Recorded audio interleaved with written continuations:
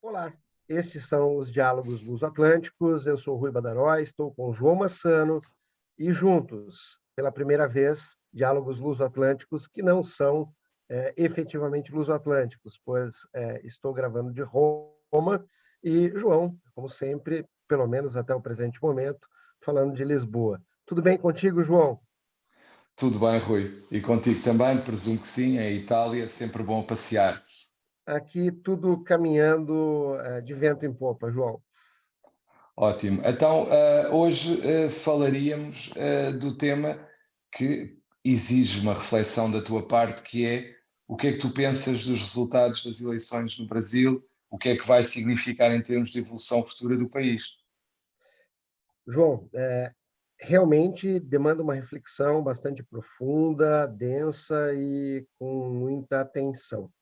Nessa perspectiva, e de forma bastante sucinta, entendo que o resultado da eleição presidencial deixou clara uma rusga existente no país. Nós não possuímos apenas um Brasil, mas diversos Brasis, e o país encontra-se efetivamente dividido entre um grupo que é eminentemente de ordem mais conservadora e, de outro lado, um grupo que pretende, né, ser o grupo defensor da bandeira ostensivamente, né, pela democracia. Né, e óbvio que não digo isso dizendo que o outro grupo é contra a democracia, ao contrário, mas um grupo de ordem mais conservadora e outro de tentativa de ser mais liberal, mais, enfim, relacionado aí à centro-esquerda, à esquerda.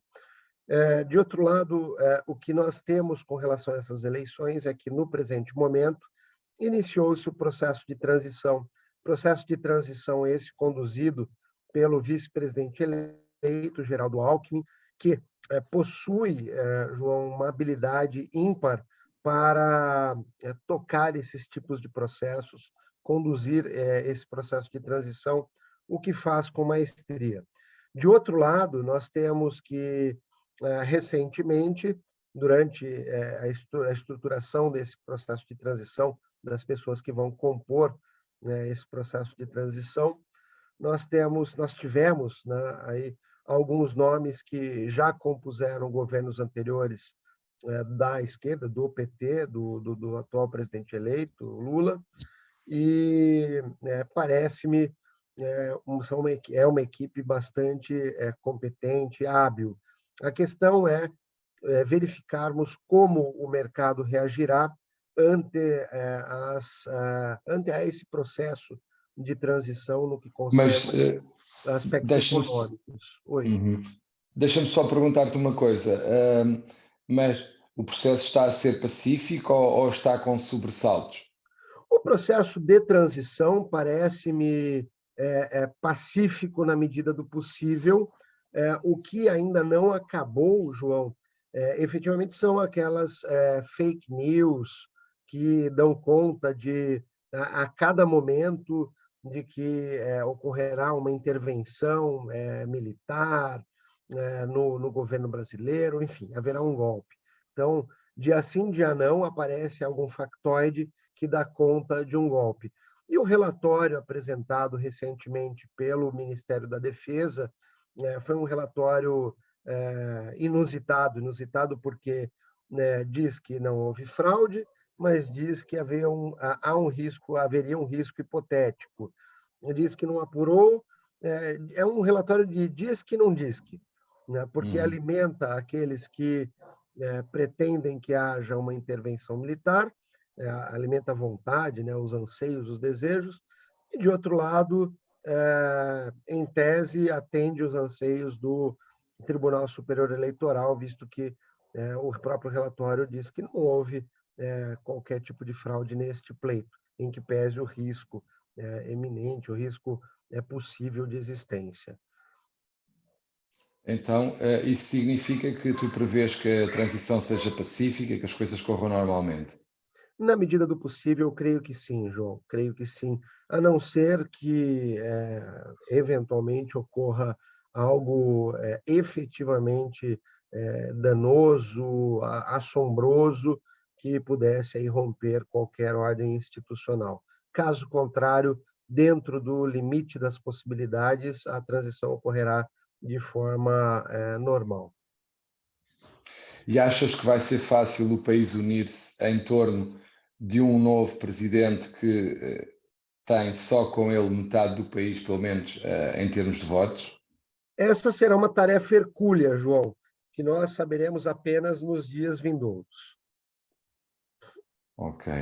Pois, a ideia que passa para Portugal é que, de facto, o país está dividido, mas também, no dia em que estamos a falar, já sabemos que as eleições norte-americanas também não foram a catástrofe que se previa para o Joe Biden, portanto, pode ser que as coisas comecem a ter uma mudança relativamente aos populismos e à demagogia e que haja alguma inversão no rumo dos acontecimentos políticos.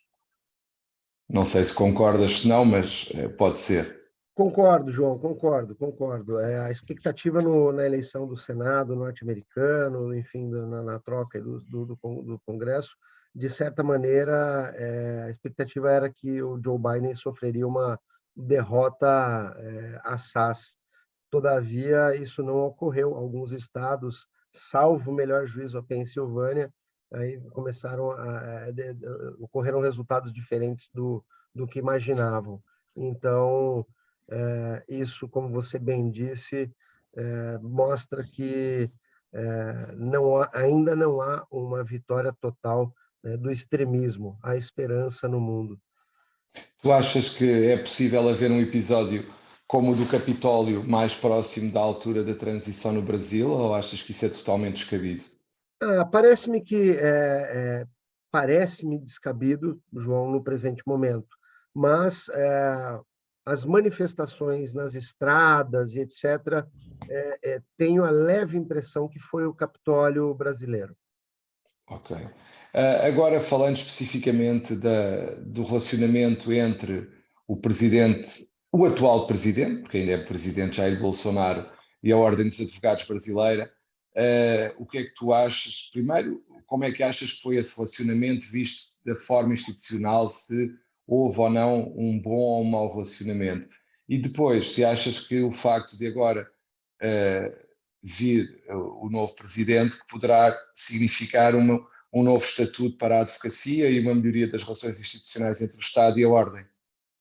João, a minha opinião pessoal com relação a esse questionamento é a seguinte: o relacionamento do presidente Jair Bolsonaro com a Ordem dos Advogados do Brasil, num primeiro momento, pareceu-me bastante conturbado.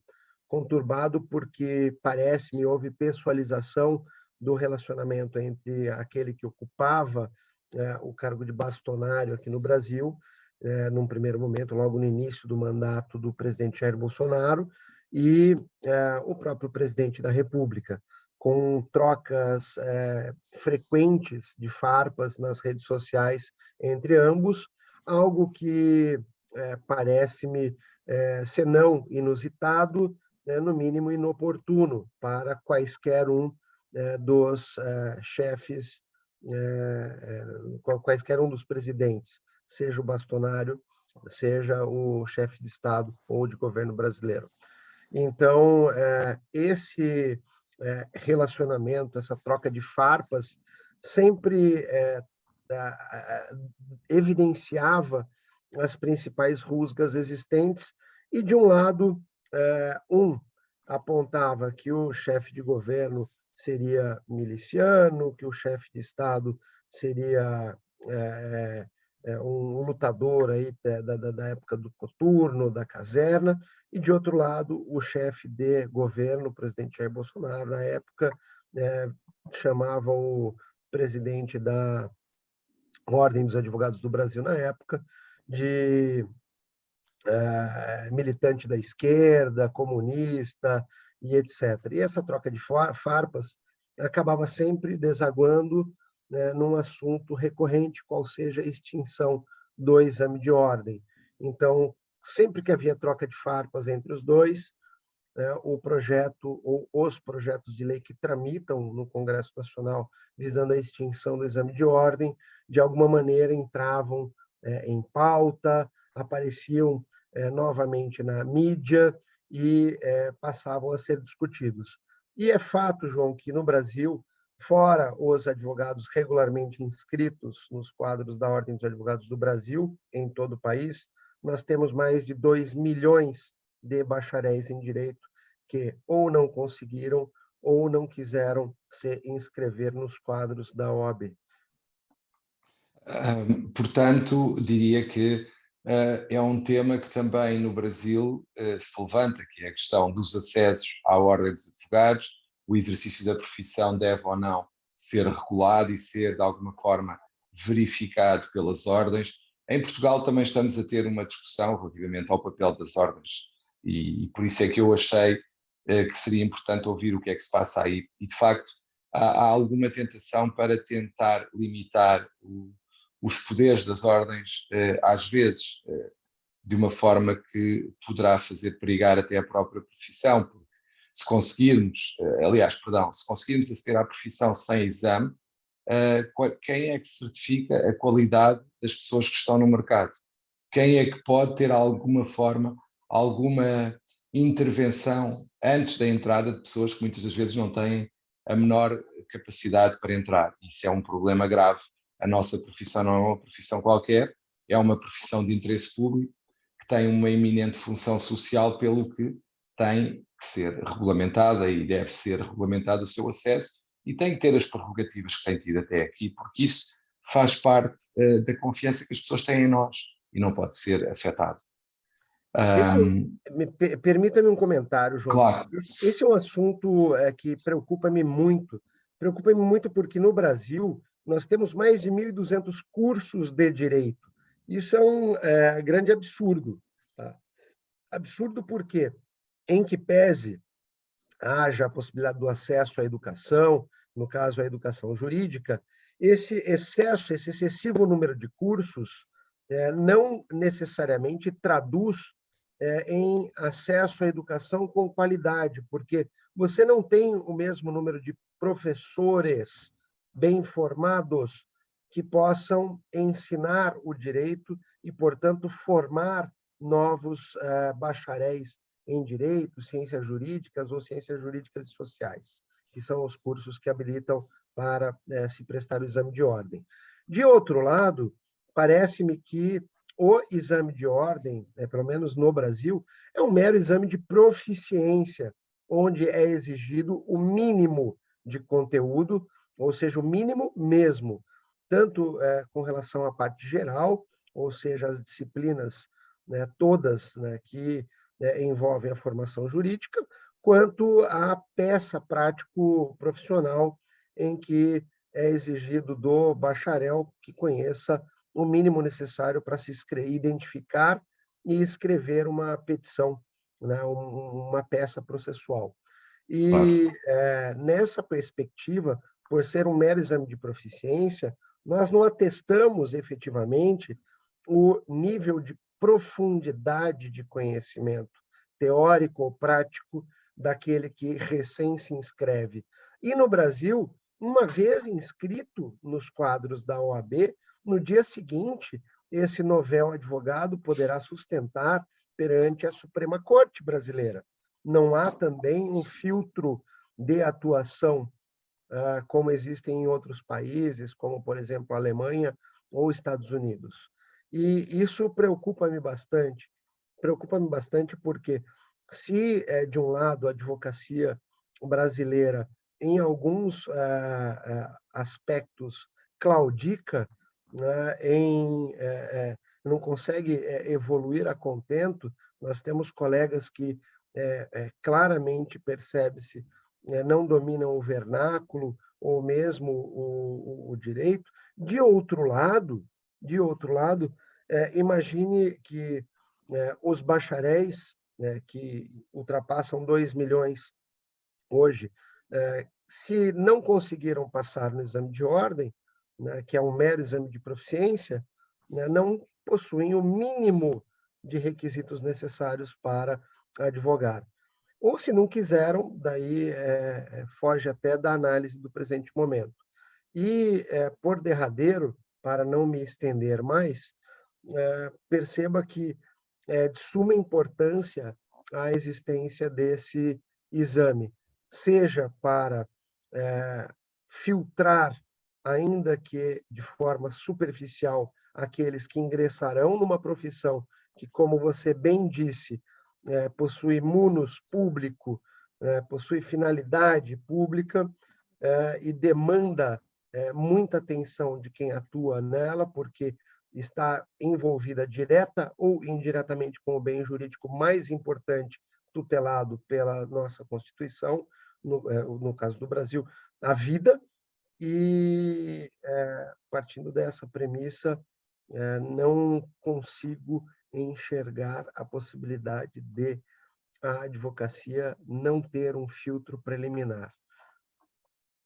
Bem, então, uma vez que isto já está um pouco longo, eu só queria terminar com um livro que eu comprei e que me parece um livro, pelo que eu li, é um livro fascinante e que se chama O Esplendor e a Infâmia e que narra a vida de Winston Churchill desde o dia 10 de maio de 1940, durante o ano seguinte, uma vez que 10 de maio de 1940, para além de ter sido a data em que foi nomeado primeiro-ministro, também foi o dia em que Hitler invadiu os Países Baixos e a Bélgica. Qual é que é a grande novidade deste livro? Não é só a narrativa da vida pública de Churchill, ele narra ao lado do Churchill, primeiro-ministro, e que fazia os discursos à nação e que geria a ofensiva e a defesa contra a ofensiva alemã do lado britânico, narra o homem que saía de Downing Street, ia para a casa dele e tinha problemas com a filha, tinha problemas com o filho, narra o homem no seu todo.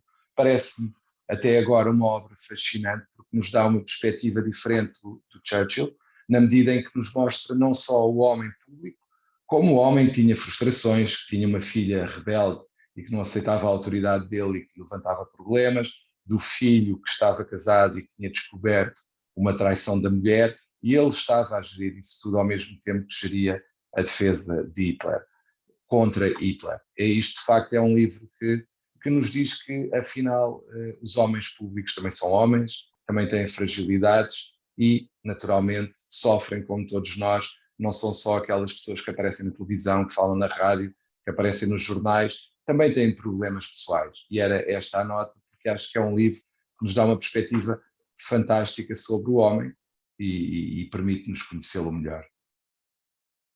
Muito bom, excelente.